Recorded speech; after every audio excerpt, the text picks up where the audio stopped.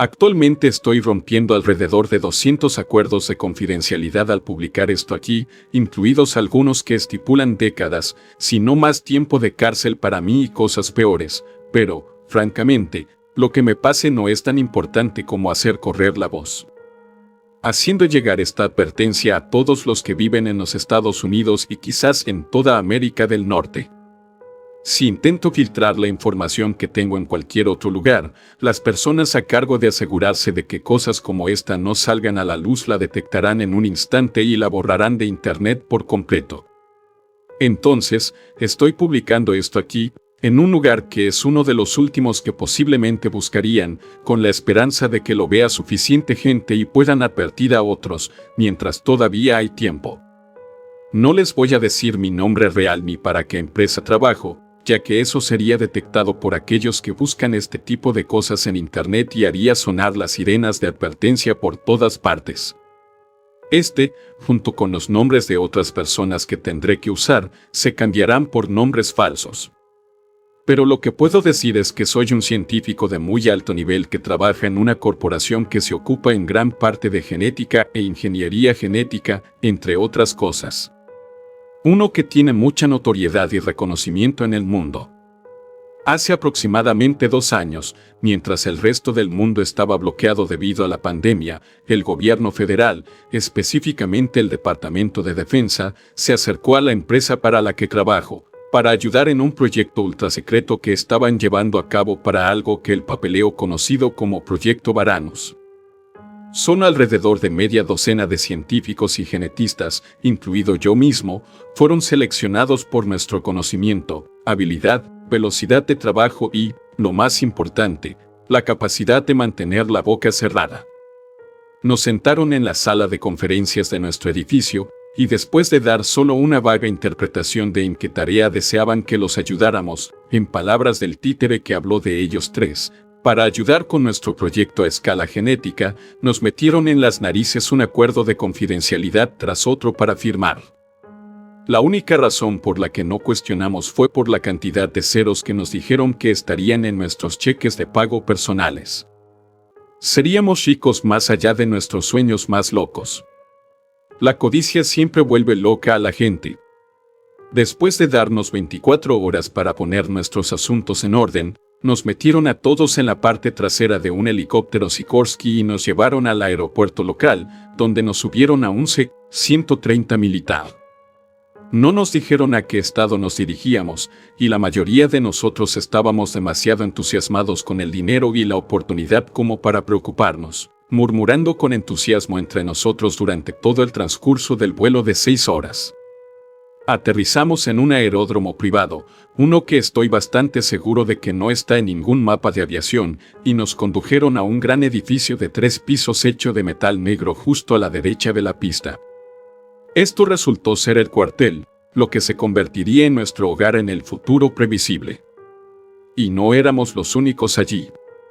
Había al menos otras 30 o 40 personas, algunas de las cuales también eran científicas, pero, curiosamente, como supimos, unas 10 o 12 de ellas eran cuidadoras de animales o expertos en comportamiento animal.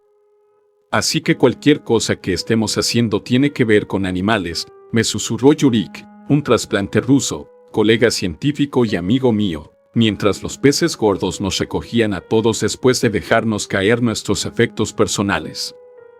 Aparentemente, le susurré, ¿cuál crees que es el proyecto? Él se encogió de hombros. ¿Me tienes a mí, Dexter? Supongo que tendremos que averiguarlo, ¿no? Asentí y ambos nos quedamos en silencio mientras nos conducían de regreso fuera del edificio y a través de una puerta de metal gris que estaba ubicada en la ladera de una colina al otro lado del camino. Resultó que esto conducía hasta donde estaríamos trabajando, un complejo subterráneo que debía extenderse por al menos 1 milla o más. Cuando entramos en la primera sala limpia, nos encontramos con la primera gran sorpresa de nuestra llegada. En su propia sala limpia, que daba a la que estábamos nosotros con ventanas desde el piso hasta el techo, se encontraba una supercomputadora que, por supuesto, solo debería estar en la etapa de anteproyecto. Si ha oído hablar de la supercomputadora Hewlett-Packard Enterprise Frontier, entonces sabrá que su sucesora, la Aurora, se completará este año y será solo la segunda supercomputadora a exaescala del mundo. Excepto que ya se construyó con 1 o 2 años de anticipación. El Departamento de Energía se lo había prestado al DoD exclusivamente para este proyecto.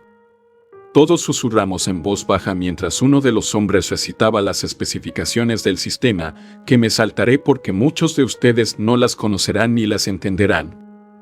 Luego nos llevaron a la segunda sorpresa del día, y hay que reconocerlo, incluso mayor que el ordenador. Y, en mi opinión personal, mucho más escalofriante. Dentro de una habitación que, inquietantemente, tenía una fila de picanas enganchadas en una pared del fondo, junto con, por alguna razón, una caja cerrada que contenía lo que parecían escopetas, había otra ventana del piso al techo. El cabezón se acercó y golpeó el cristal. Nuestro vidrio más duradero, capaz de resistir el impacto directo de un vehículo que circula a 20 millas por hora. Lo usamos en salas seguras del Pentágono, alardeó. Por un momento, todos se miraron confundidos, preguntándose por qué se necesitaría un vidrio tan fuerte en un laboratorio. Hasta que los 3 hombres se hicieron a un lado y finalmente nos dejaron ver cuáles serían los temas de este proyecto, lo que provocó más que unos pocos suspiros por parte mía y de los demás. La habitación, o mejor dicho, un recinto, estaba diseñada para parecerse a lo que solo puedo describir como una jungla del Indo-Pacífico. Lo sé, desde que hice un viaje con mi esposa a esa zona del mundo hace 10 años. Sin embargo, eso no fue lo que provocó los gritos ahogados. Era lo que yacía y estaba dentro del hábitat. Al instante, entendí el nombre del proyecto, en el que alguna bombilla brillante del Departamento de Defensa no había sido exactamente creativo. Varanus era el género del animal que nos precedió. Varanus comodoensis. Dragones de Komodo.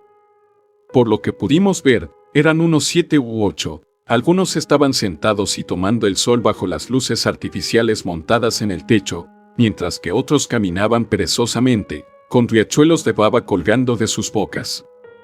Mientras mirábamos asombrados, los hombres del DoD explicaron el objetivo del proyecto. Según ellos, querían intentar convertir a los lagartos en armas, utilizando cría selectiva, modificación genética y entrenamiento animal, entre otros pasos, para crear la máquina de matar perfecta para las armas de operaciones encubiertas de los militares en cualquier lugar del mundo. Y era nuestro trabajo hacer que eso sucediera. Las cosas progresaron lentamente durante los primeros 3 a 6 meses del proyecto. Tomamos muestras genéticas de especímenes tranquilizados y las introdujimos en la supercomputadora para mapear el genoma completo de los animales. Sorprendentemente, la computadora tardó menos de 1 semana y media en hacerlo. Una vez que tuvimos un plano completo, comenzamos a eliminar genes y otros parámetros moleculares que impedirían que la nueva generación de Komodos cumpliera con los parámetros establecidos por el Departamento de Defensa.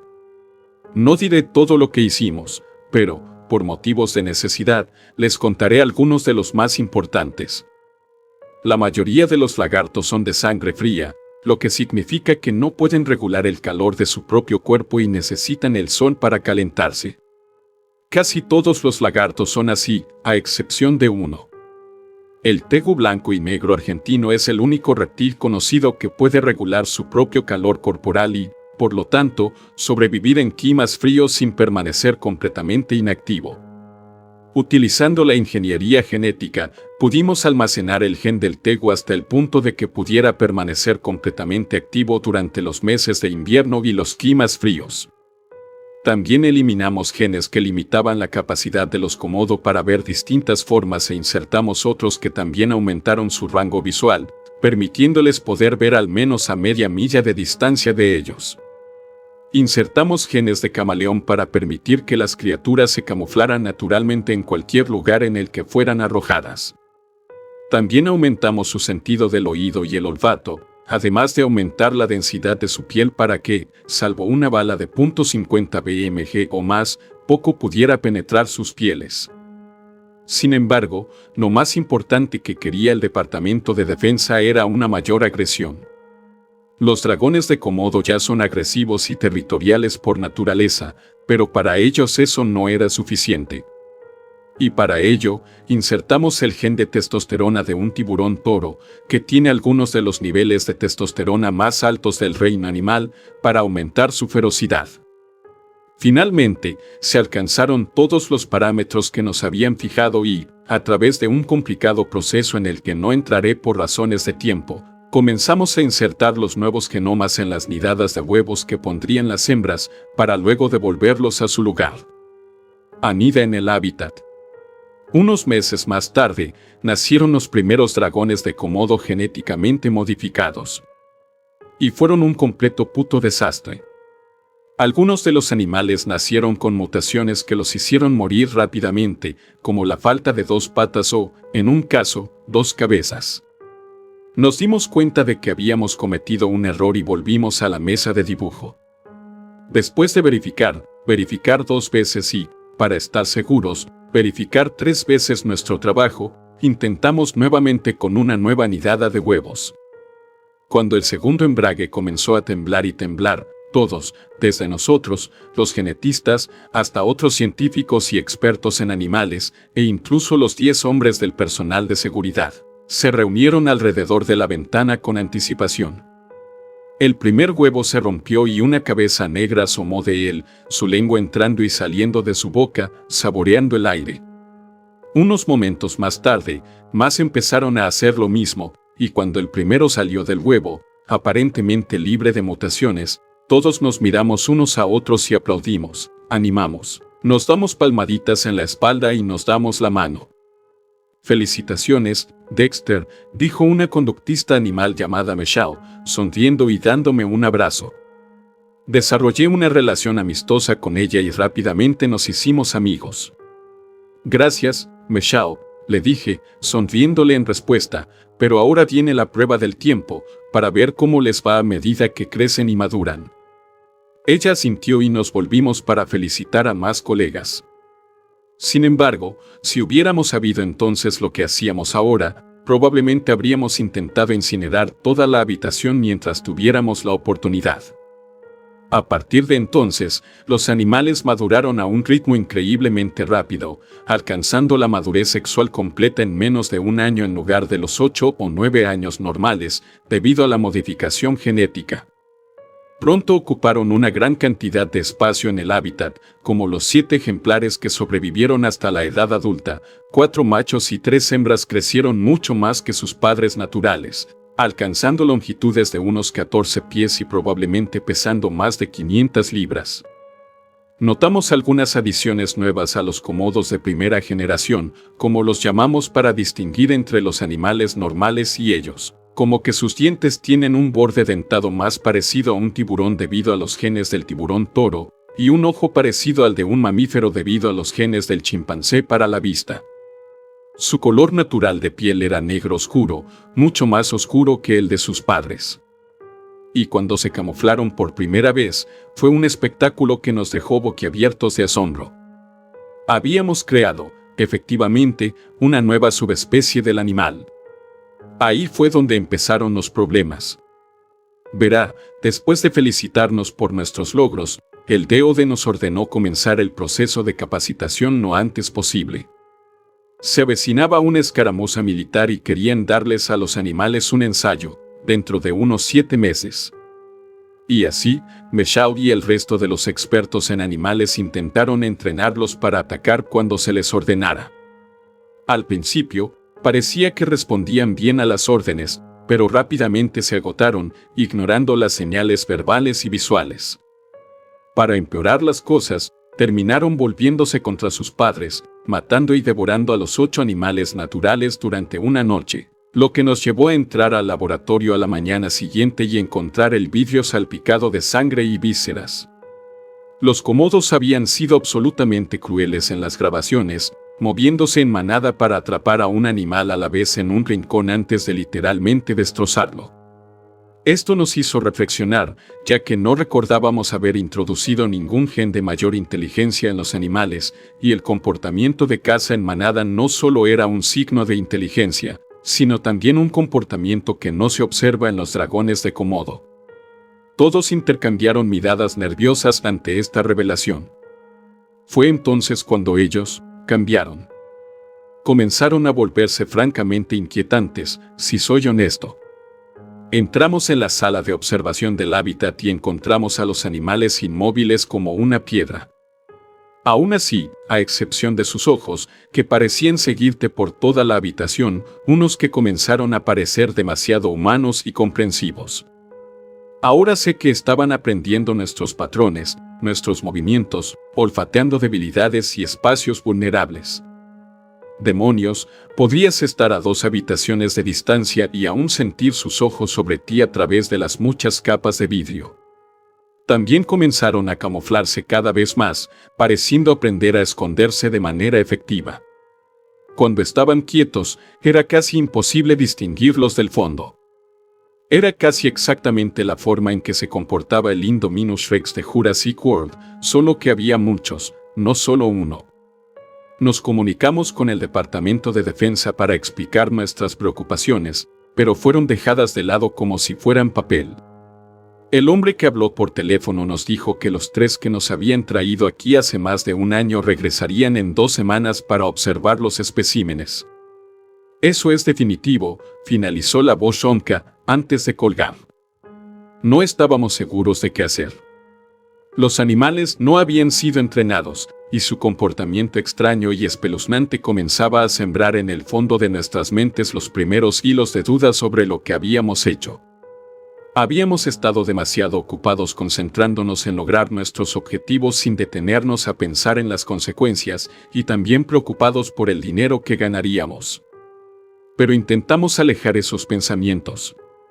Fue entonces cuando cayó el siguiente zapato. Cuando entramos al laboratorio una semana después, notamos algunas cosas acurrucadas en las antiguas réplicas de nidos que alguna vez albergaron a los Komodos. Debo enfatizar que resulta que los dragones de Komodo normales pueden poner hasta 20 huevos a la vez, lo que, entre 3 hembras, significaría 60 huevos. Había cerca de 90 huevos en total en los nidos. Está bien, algo no está exactamente bien aquí, dijo Michelle preocupada, provocando murmullos de los otros expertos en animales. Se supone que no deben poner huevos tan pronto, especialmente en esta época del año. Mientras mirábamos a través del cristal, uno de los Komodos se quitó la capa, con el costado de la cabeza casi presionado contra el cristal. «Fóllame», grité, saltando hacia atrás. Yo también había estado cerca del cristal, y cuando apareció, los dos casi estábamos cara a cara. Fue entonces cuando Dietrich, otro genetista, lanzó la bomba que nos había ocultado al resto de nosotros. Sin que el resto de nosotros lo supiéramos, uno de los peces gordos se le había acercado con una misión secreta. Aparentemente, había 2 parámetros secretos que el DOD había pedido en los Komodos. El primero fue un mayor nivel de inteligencia para la resolución de problemas y habilidades creativas utilizando más genes de chimpancé. Esto por sí solo hizo que todos los demás se volvieran locos. ¿Tú y ellos están locos? Clancy, uno de los conductistas animales, le gritó a Dietrich: básicamente creaste el depredador supremo de los depredadores supremos y luego le diste un maldito cerebro. Más silencioso que antes, nos dijo el segundo parámetro secreto. Querían aumentar la letalidad del animal y, como tal, hicieron que Dietrich insertara los genes de una de las especies de serpientes más venenosas, la mamba negra, en los Komodos.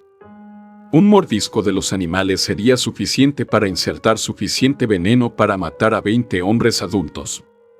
La incomodidad y el horror en la habitación eran palpables.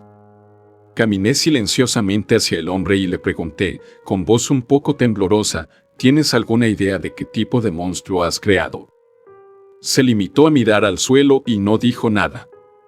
Miré alrededor de la sala, a mis colegas y a la seguridad que estaba detrás de nosotros. Después de unos minutos de deliberación, abrí la boca y hablé. Tenemos que encontrar una manera de destruir a estos animales. Me volví y los miré, ahora todos visibles y mirándome a través del cristal. Todos parecían tener sus ojos puestos en mí, y solo en mí, y casi parecían albergar una sensación de ira hacia mí. Miré hacia abajo y vi que los parlantes que permitían a los entrenadores intentar comunicarse con los animales se habían activado accidentalmente. Si no supiera nada mejor, diría que entendieron lo que dije, pero eso fue ridículo. Solo entendían órdenes básicas, no oraciones completas. Sin embargo, apagué nerviosamente el altavoz y luego me volví hacia el grupo. Necesitamos encontrar una manera de destruirlos, repetí, y comencé a cruzar la habitación hacia el armario de armas que contenía las escopetas. Fue entonces cuando los guardias de seguridad se acercaron a mí. Lo siento, señor, pero no puedo permitir que usted ni siquiera intente destruir la propiedad del gobierno, dijo el guardia principal, con el rostro pétreo y sin ninguna emoción. ¿Hablas en serio?, pregunté, dejando de lado las formalidades. Me repitió la frase. Sentí que una creciente ola de pánico comenzaba a invadirme mientras mi mente corría con las implicaciones. Pero, antes de que pudiera hacer algo, sentí que unas manos agarraron mis brazos por detrás y los tiraron por detrás. Sentí que las esposas se apretaban alrededor de mis muñecas y volví a mirar al jefe de guardia. Te van a poner en confinamiento hasta que los superiores lleguen aquí en 3 días, momento en el cual decidirán un curso de acción por violar el inciso a 303, párrafo 36, línea 4 de tu contrato. Me sacaron de la habitación. Los otros científicos parecían asustados y molestos por esta abrupta intervención. Al salir de la habitación, vi a uno de los guardias apoyar su mano en la culata de su pistola mientras miraba al grupo. No debe haber más discusiones sobre la destrucción de estos animales, proclamó en voz alta. El simbolismo de su mano sobre su arma era obvio. Y luego la puerta se cerró y me empujaron hacia adelante. Me sacaron del laboratorio y me llevaron de regreso al cuartel, donde me encerraron en una sala de almacenamiento con baño. De vez en cuando, un guardia me traía comida y agua, pero nunca decían una palabra. No tenía nada en que ocupar mi tiempo excepto mis pensamientos sobre las desastrosas implicaciones de que esas criaturas de abajo se reproduzcan sin control o, peor aún, escapen de la custodia de los militares.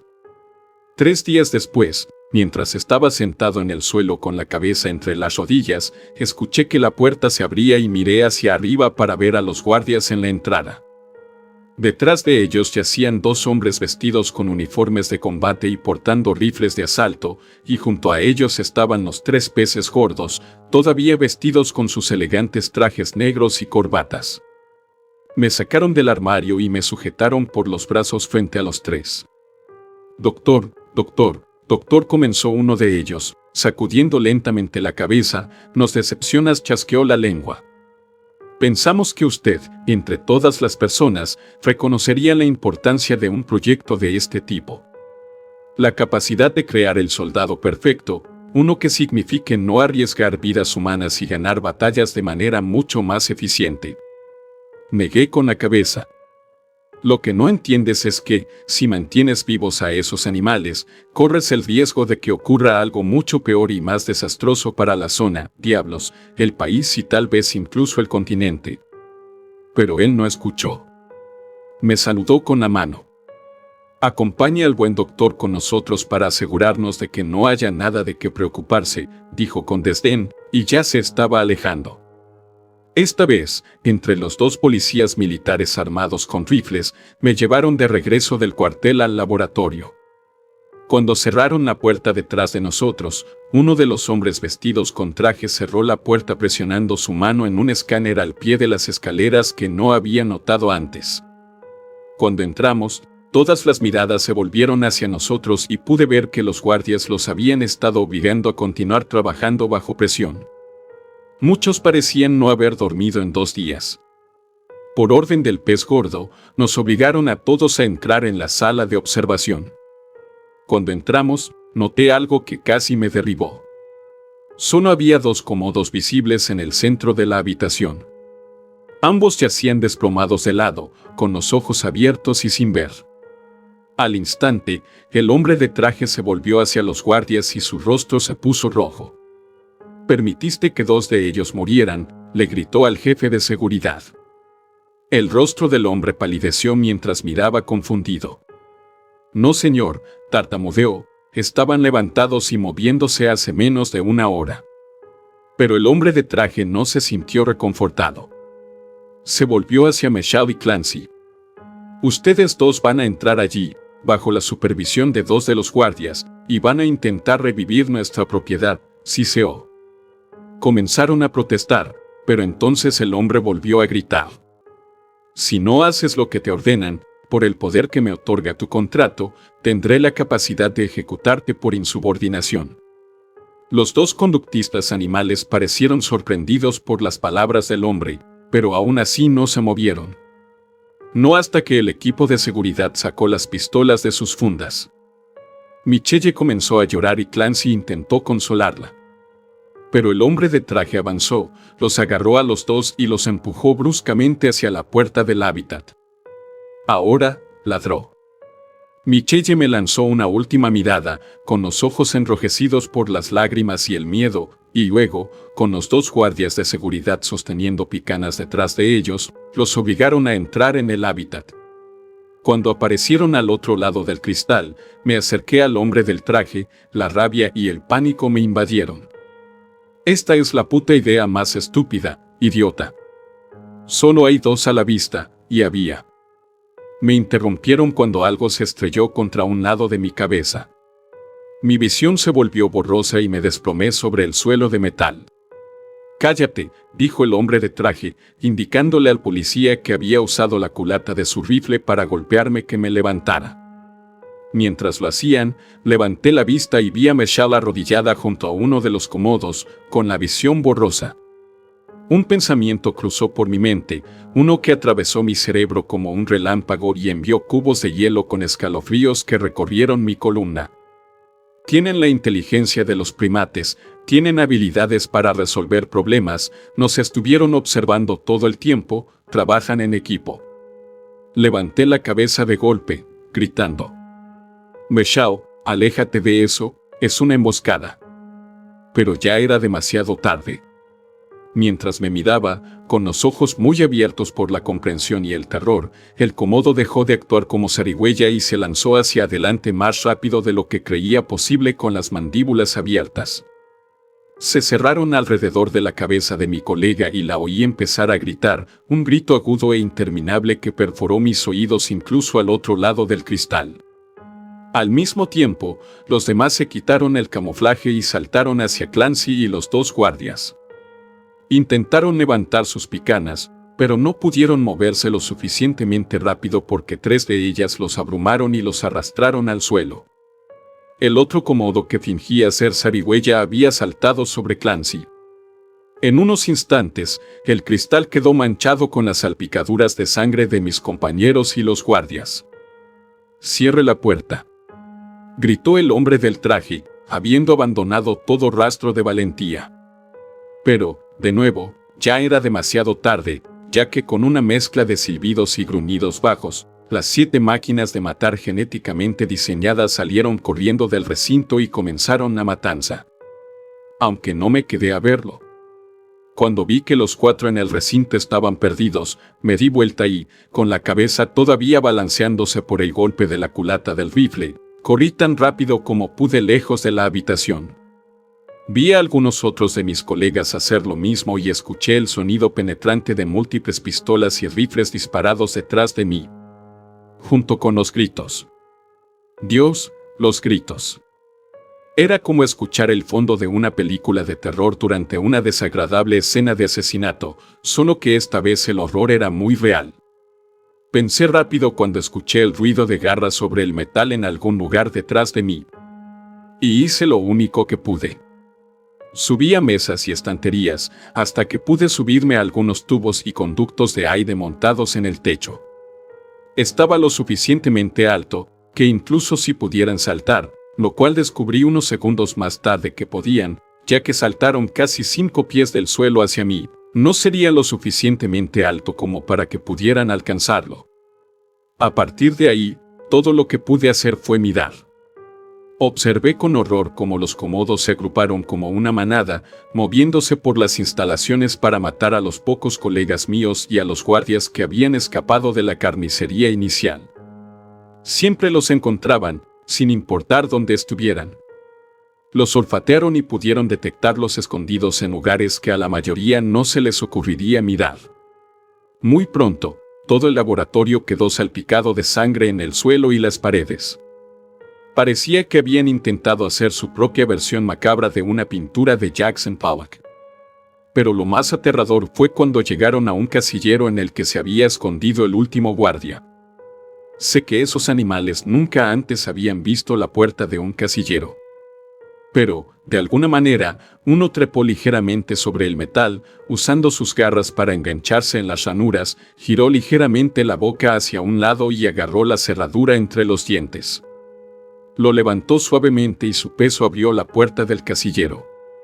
El guardia logró soltar un solo grito antes de que estuvieran sobre él. Finalmente, todos se habían ido. Todos menos yo. Vi a los comodos despegarse en abanico por el regazo, moviéndose sistemáticamente por cada habitación. 2 llegaron a las escaleras y escuché el chasquido de sus garras mientras subían hacia la puerta. Unos momentos más tarde, volvieron a caer, atrapados por el bloqueo que el pez gordo había establecido. Dejé escapar un suspiro de alivio.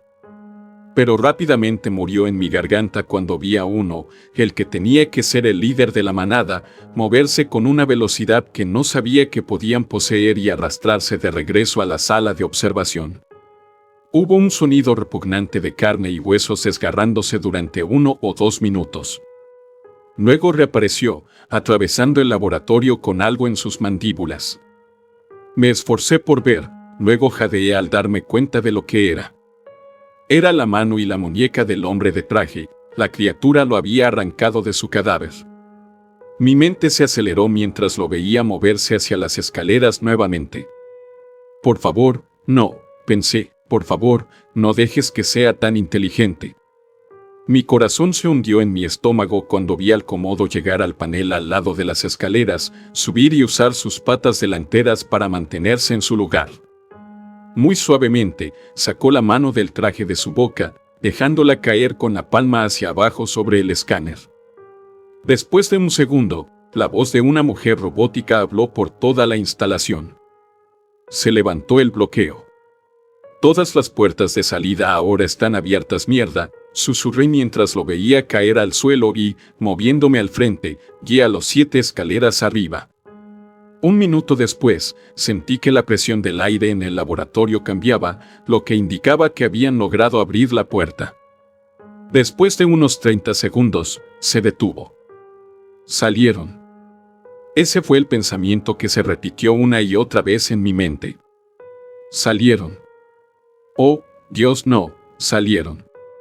Así me encontraron cuando vinieron a buscar a todos al día siguiente, cuando los peces gordos no se presentaron. Me encontraron agarrado a los conductos del techo, casi desesperadamente, para no caer al suelo. Subieron una escalera y me obligaron a bajar. Pensé que me acusarían por la muerte de todos los presentes, pero aparentemente, esta gente sabía sobre el proyecto Varanos. Me sacaron del laboratorio, lejos de los cuerpos desmembrados de mis colegas y los demás, lejos de la sangre y el pútrido olor a cobre que desprendían. Cuando salí al aire libre, inmediatamente noté el enorme agujero en la cerca frente a nosotros. Así es como salieron, susurré, y el hombre del traje asintió. Lo sabemos, doctor.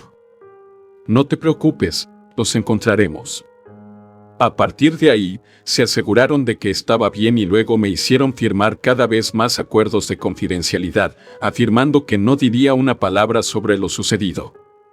Todo lo cual, dije al principio, lo estoy rompiendo ahora.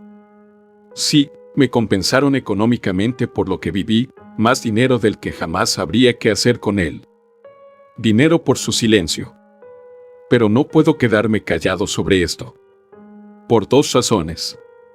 La primera fue que a todas las familias de mis colegas les dieron alguna mentira sobre cómo murieron en una fuga de gas y que los cuerpos estaban demasiado contaminados para poder ser enviados a casa. Las familias merecen saber qué pasó realmente con sus seres queridos. Y en segundo lugar, y mucho más importante, es advertir a la gente. Advertirle. Advierte a todo el mundo de lo que hay ahora, deslizándote y cazando por los bosques. Quizás incluso a través de barrios suburbanos. Donde pueden camuflarse, podrían estar en cualquier lugar. Debes estar en guardia afuera, sin importar dónde estés. ¿Cuántas desapariciones de animales desde que escaparon podrían ser obra suya? ¿Demonios? ¿Cuántas personas desaparecidas podrían ser su trabajo? Si crees que sientes que te miran cuando no hay nadie alrededor, corre. Si crees que escuchas un suave silbido y un gruñido bajo a tu alrededor, corre. Aunque puede que no importe.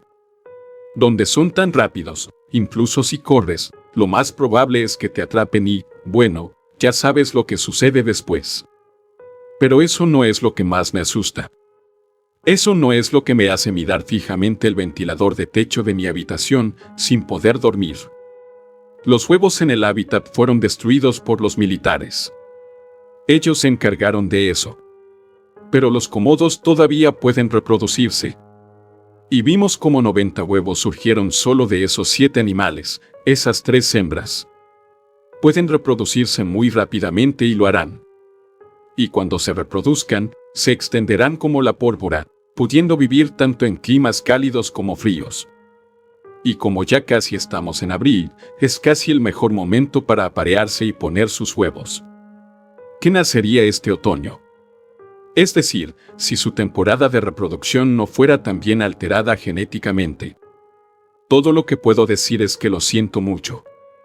Lamento mucho lo que ayudé a crear. Lamento mucho la muerte de todos los que trabajaron conmigo. Y lo siento muchísimo. Lo siento mucho, por lo que está por venir.